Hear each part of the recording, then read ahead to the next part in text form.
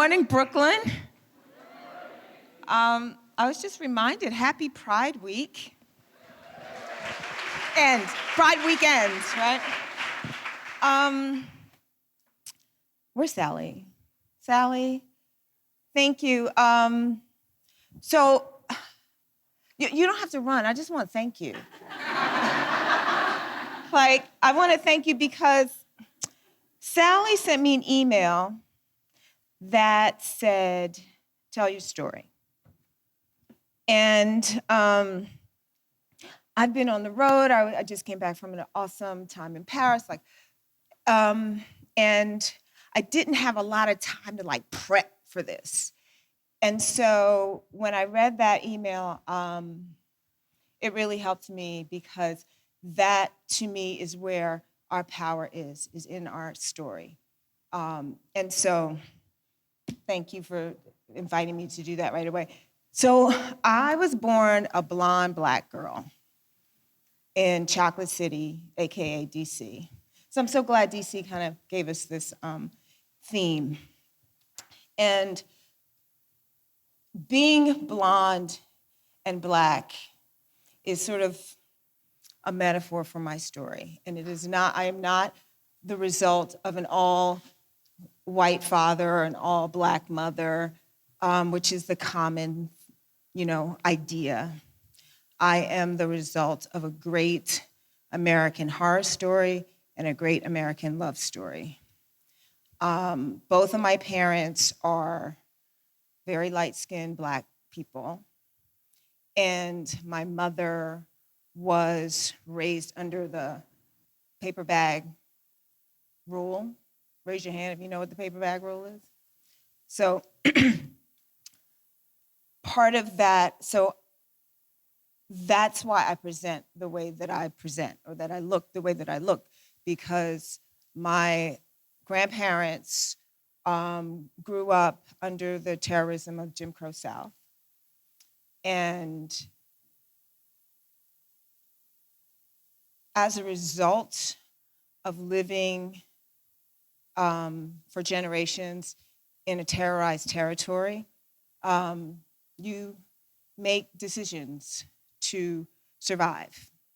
And one of those decisions to survive is this idea of paper bag, and that you would not marry or have children with anyone darker than a paper bag. Because for my grandmother, to be light meant to live.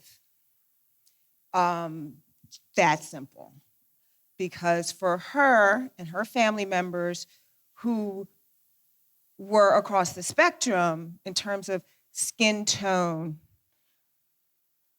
the dark ones could disappear in the night. The darker ones could be hung by a tree. Literally, this is what they lived. And this is not to just bring everybody down. This is to,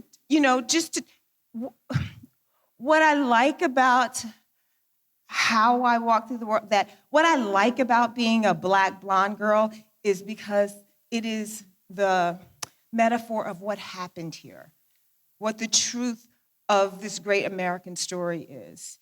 And it's not, this is the time, this is the generation, we're not afraid to talk about it.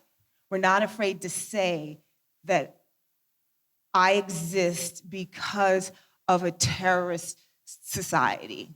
That's why I look like this. And great love, there's that part. But my grandmother has, to the day that she died, had PTSD. When you're 14 years old and you're walking down the street in Sumter, South Carolina, and you see a body smoldering, hanging from a tree, who do you then get to be? What happens to how you organize life? How do you, and there's no treatment. After the Civil Rights Bill passed, no one said, okay, now let's help all these people that lived in a terrorist society. That's the Great Migration out of the South to Chicago, to New York was very much like what's happening in Syria. It wasn't just because people wanted to work in the factories. They were fleeing for their lives. My grandparents fled for their lives to Philadelphia. And as a result of two light-skinned people, that's what we call light-skinned. I was so, I'm light-skinned, and I was so light-skinned, my brother used to say I was opalescent. But what happens as a result of having parents that were raised by parents who were survivors, who were terrorist survivors, is we gotta work stuff out. No, because there's a little girl in a very cute jumpsuit over there that I'm thinking about. How? How do we work that out?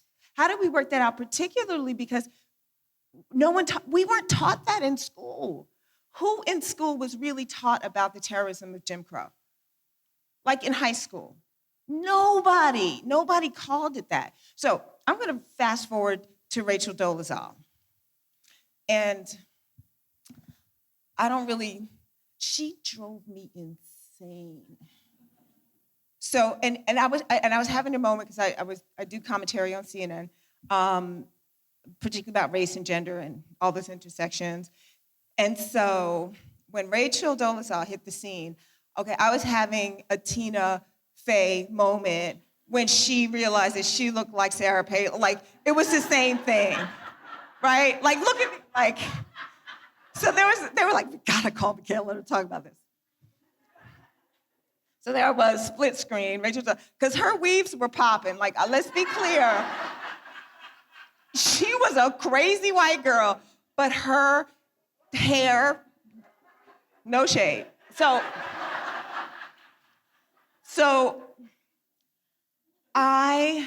she infuriated me. And I remember calling my mother because I was having to go on again. And the morning that I was supposed to go on the New Day, they were gonna talk about, is trans race a thing? And I almost didn't do it because I was so angry that we were even that this one crazy chick, because she was crazy, she had all these weird conspiracy theories, she was monkeys, all kinds of stuff, was going to challenge the idea with no case studies, with no research, with no people dying or being on the front lines, in the middle of this big trans conversation, is trans race a thing? And so I was infuriated. So whenever I'm infuriated like that, I call my mama, because my mama is dope. And I was like, Mommy, why am I so mad? And she keeps saying, I own my blackness, I own my blackness. And so my mother recalled, and she's like, she's saying she's black and she's Indian, she's da-da-da-da. And so first of all, my mother recalled, and she said, who Rachel Dolezal said she was, meaning her sort of racial mix, is literally what I am. So there's that. Then she said, and I said, she's, this idea that she owned it, so that word was what was triggering something. And so my mother recalled a story of my grandparents as children, particularly my grandmother, where her father was very brown and had kind of straight hair, and her mother was Irish and Syrian. And the KKK would, with regularity, come to their house in the night, just like the movies. Like that stuff was real. I'm so sorry, little girl in a jumpsuit. Because when you tell the truth, sometimes that comes out. So anyway, one day, my great-grandfather came out on the porch with a shotgun, because they were 4 of them on horses, the burning stuff, and was just like, what's it gonna be? we can't, we're going to figure this out. And they left, meaning the KKK left. And shortly after that, everyone, again, that migration happened. So my mother had just told me that story. That is terrorism. Y'all understand that, right? That's what that is. So I get to, so I hang up with the phone, because what my mother said is she can't own our ancestors. I was like, thank you, Mom. That's my line. That's what I'm going to say. She can own it. She can't own our story. She can't own what happened there. So my mom smoothed me out. I was ready, had my line. And then Charleston happened that night. The night before I was supposed to go on and talk about Rachel Dolezal. And this was on top of so many stories that I was doing at CNN at the time. It was, from Trayvon Martin all the way to Charleston. It was just one massacre, one blunder after the other. And something about Charleston was so horrific. I'm still not over that, y'all. Like, it's a year. I can't even fully process Orlando because I'm still in Charleston. And part of it is because of that conversation I just had with my mother that happened in South Carolina, that happened in my family, that happened. Like, this happened to people on the regular. This was their life. So, and the fact that all the symbolism, the church, the assassination, the families massacred. So what was interesting about that moment is I did not have time to be prepped by the producer about what my feelings were about Charleston, because that's kind of what happens, right? Because it happened overnight. I was there, and I thought that they were gonna cancel me. Because I'm like, I know we're not talking about that crazy chick after what happened. Like, she was off the news after that. But they kept me on to talk about Charleston. And so it was 6:45 in the morning, maybe, yeah. So it was kind of the first conversation about Charleston. And I remember sitting there kind of in a fog. I was full of so much sorrow that it was difficult to be in the moment. And I almost don't remember how Chris Cuomo kind of teed up the story. But I remember him saying tragedy and shooter. And then they threw to me, and I said, that train wreck on Amtrak, that was a tragedy. This was terrorism, and he is a terrorist. And that was an assassination. And I remember seeing the cameraman's face go white because no one had called a white, blonde American boy a terrorist on television. And no one had called what that was at that time, like right in real time, not, 20 essays later, not Ta-Nehisi in The Atlantic. It was on CNN in the morning as soon as it happened. Because it was just by sheer definition. This wasn't emotional. This is like, I looked up what is terrorism, what is a terrorist act. He was connected to other organizations. He had insignia, the whole thing. And what is an assassination? An assassination is when you deliberately kill an elected official. That's the simple definition. And that's what Pinckney was. He was an elected official. So that was terrorism and an assassination. And I just called it what it was. That's what happened a year ago, right in South Carolina. So that was probably the hardest day I've ever had in media, because after I did that, they were like, Michaela, can we see you? Like, can you stay right there? Because all of a sudden, all these emails started going back. Is it terrorism? Is he a terrorist? What do you do? Like we're so easy. Like, if his name was Mohammed, be clear. Be clear. He would have been, we would have had T-shirts, like, terrorists. It's right up here. If the gentleman who had, gentlemen, I don't know why that came out of my mouth. If the murderer who took that plane down, you remember the plane went down with 108 people on it? If his name had been Mohammed, he would have been a terrorist, so clear. But this little blonde boy with the bowl cut, they were having a hard, like emails had to go around. So anyway, so by 3:00, that was, the headlines was, what is homegrown terrorism? Anyway, so I'm in between sets, completely like crying from an ancient place, and then getting my makeup done again, and then coming on and talking about it, and crying from an ancient place, and then getting my makeup done and starting it. And I'm realizing that none of my other commentators are having this process that I'm having. They're talking about it like the horror that it is. But I'm talking about, like, my ancestors are like, this is happening to us again, and what is this generation gonna do about it? That's what was, so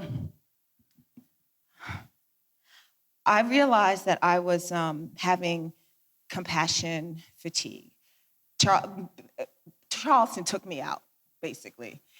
And I decided that I had to create some content that for me was about Black girl joy. That was about what is it that connects us? Because this was the last story, like I almost couldn't take this story. Because not to say that people weren't dying and disappearing, and Trayvons and Mike Browns and Sandra Bland's and Rakia McBoys have ever stopped happening. It's just now we know. We have everyone can be a reporter, everyone can show us on their telephone. We're processing it, in a constant loop. Like, I watched that man in South Carolina again get shot in the back by the police, like over and over and over and over again. And I saw Mike Brown in a pool of blood in the middle of a neighborhood in middle America over and over again. It's not like Emmett Till, where you had to look at it in the New York Times, or you had to find the Jet magazine. Y'all know it's the Jet, right? Give you some cultural, You know what I mean? Like you had to kind of want to know. And it's only Black bodies in pools of blood that we're seeing over and over again in between, I don't know, Cialis commercials, right? So I decided I had to I had to create some other stories. And I wanted to find, what is that one thing that, whether you're from Detroit or Dakar, whether you live in the pink houses or in the white house, that connects us, me Black girls. And that was our hair.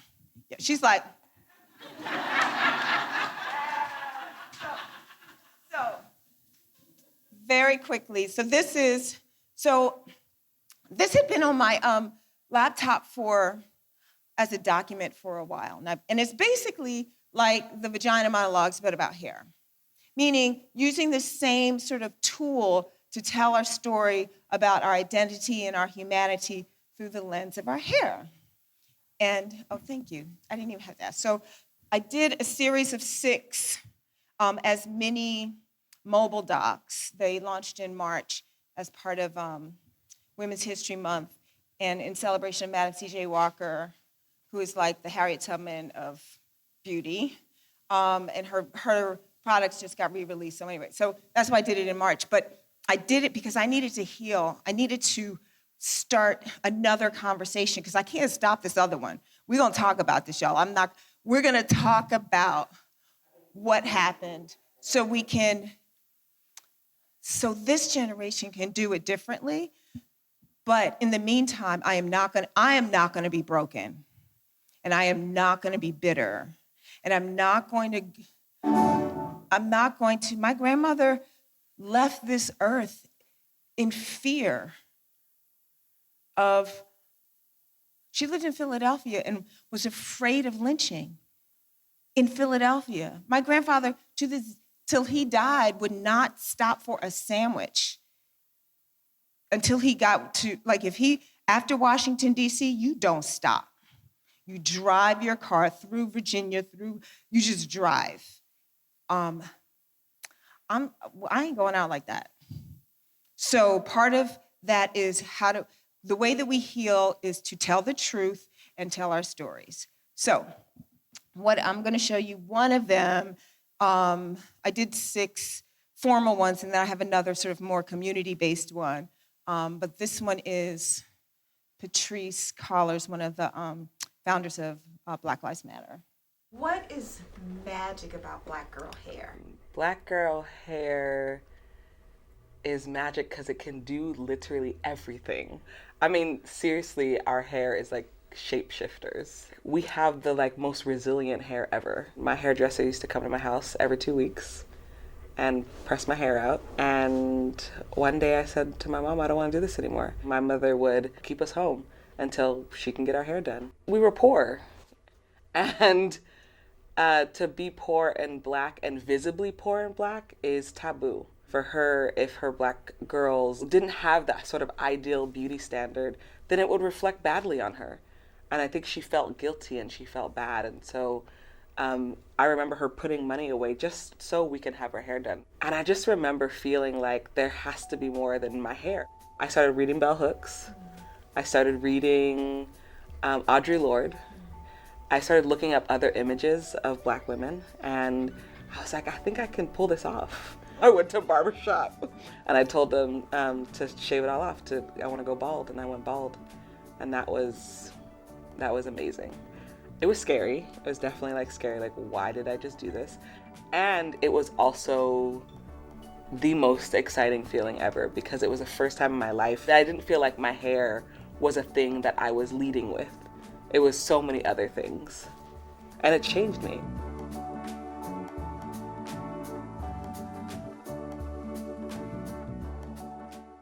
So with Patrice, ultimately that story was about liberation, being liberated from her hair. That's who she is walking through the world as an activist. So that's kind of what these stories are about, is this one little story, but it revealing their humanity or who they are through the world. So since March, I've been better. Rachel doesn't get on my nerves the same way. Also, ain't nobody studying her. She's gone doing something. Oh, she's sneaking around Howard University. Did you all see that?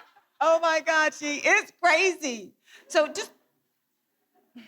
but aside from it being funny, there was also this idea that one crazy white girl could get Black intellects coming out of the woodwork to defend our identity. I resented that to the one person. Like I said, she wasn't having a Caitlyn Jenner moment. There's no, bodies of trans people that stood on the line for her. She's one crazy chick. I'm still talking about her at Creative Mornings. So it wasn't about I should thank her, because if it wasn't for her, I wouldn't be here. I wouldn't be doing this right. She has a purpose in this life. We all do. We have a purpose. We have a story. I know she got a story. But I don't know how much time. We have 15 minutes. I would love to, have some kind of conversation with y'all. Kind of conversation with y'all. Kind of conversation with y'all. Kind of conversation with y'all. Kind of conversation with y'all. Kind of conversation with y'all. Kind of conversation with y'all. Kind of conversation.